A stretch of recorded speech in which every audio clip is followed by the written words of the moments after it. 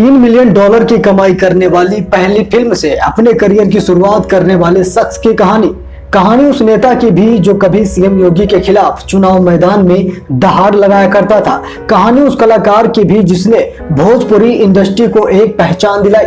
कहानी मनोज तिवारी की जो सफलता की सीढ़ी अपने अंदाज से चढ़ता गया। नमस्कार, स्वागत है आपका। मैं हूं विशाल और आप देख रहे हैं रोहतास पत्रिका की खास सीरीज तरक्की की दास्तां। आज जिस सफल नायक के तरक्की की दास्तां हम आपको सुनाने जा रहे हैं उनका नाम है मनोज तिवारी।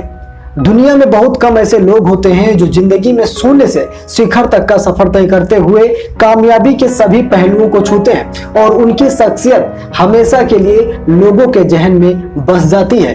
5 फुट 7 इंच लंबे, काले बाल और भूरे आंखों वाले शख्स मनोज तिवारी का जन्म साल 1973 में बनारस में हुआ था। शुरुआती पढ़ाई बनारस में हुई। उन्होंने BHU से मास्टर की पढ़ाई भी की थी।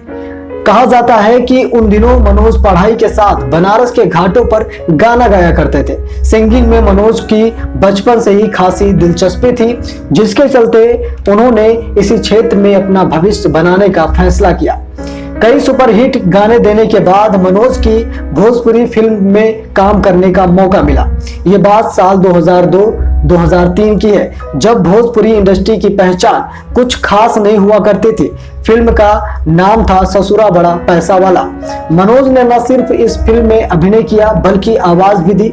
फिल्म सुपरहिट हुई। लागत से 5 गुना ज्यादा कमाई इस फिल्म ने किया है।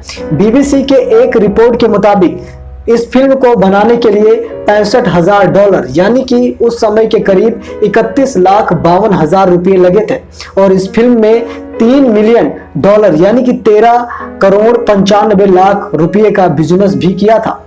बेशक ये मनोज की पहली फिल्म थी, लेकिन इस फिल्म ने बॉक्स ऑफिस पर जमकर धमाल भी मचाया और मनोज ने पहली बार अपनी आवाज से बल्कि अपनी अदाकारी से लोगों का दिल जीत लिया। इसके बाद मनोज दरोगा बाबू, आई लव यू और बंधन टूटे ना जैसी सुपरहिट फिल्मों में नजर भी आए। इसी कड़ी में 2012 में आई मशहूर फिल्म गैंग्स ऑफ वासेपुर में मनोज तिवारी की आवाज में गाया गया गाना जिया हो बिहारी के लाला जिया तू 1000 साला ने बड़े पर्दे के सारे रिकॉर्ड तोड़ दिए और इस गाने को दर्शकों की जमकर सराहना भी मिली। जिस समय फिल्म इंडस्ट्री में मनोज तिवारी के सितारे बुलंदी छू रहे थे, उसी दौरान उन्होंने अपना फिल्मी करियर छोड़कर सत्ता के अखाड़े में उतरने का फैसला लेकर सभी को हैरान कर दिया। यहाँ छोड़ने से मेरा मतलब ये नहीं कि मनोज तिवारी ने गुड बाय बोल दिया, बल्कि अब वो अभिनेता से आगे नेता की तरफ कदम बढ़ा रहे थे।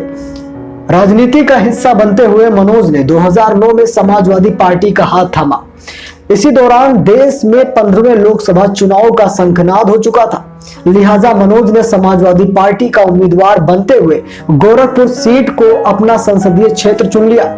ये वही सीट थी जहां से योगी आदित्यनाथ 1998 से लगातार बीजेपी के टिकट पर चुनाव जीतते आ रहे थे और साल 2009 में वो चौथी बार चुनाव लड़ रहे थे।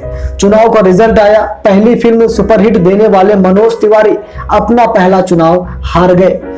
बड़े पर्दे की सिल्वर स्क्रीन की तरह मनोज ने सत्ता के गलियारों में भी जमकर सुर्खियां बटोरी। समाजवादी पार्टी में जमीन तलाश रहे मनोज को बीजेपी ज्वाइन करने के बाद जलवा बिखेरने का मौका मिला, जिसके बाद 2014 में आम चुनाव में बीजेपी का संसदीय प्रत्याशी बनकर उतरने का ऐलान कर दिया। इस बार मनोज ने पूर्वांचल की जगह उत्तर पूर्वी दिल्ली को अपना संसदीय क्षेत्र चुना। मनोज यहां से भी चुनाव जीते और बाद में चलकर बीजेपी के लिए एक मुख्य चेहरा में से एक बन गए। बीजेपी ने मनोज को साल 2016 में बीजेपी दिल्ली का अध्यक्ष बनाया। हालांकि 4 साल बाद ये पद उनसे ले लिया गया। मनोज अभी भी बीजेपी के स्टार प्रचारकों के लिस्ट में रहते हैं। वर्तमान में वो उत्तर पूर्वी दिल्ली के सांसद हैं।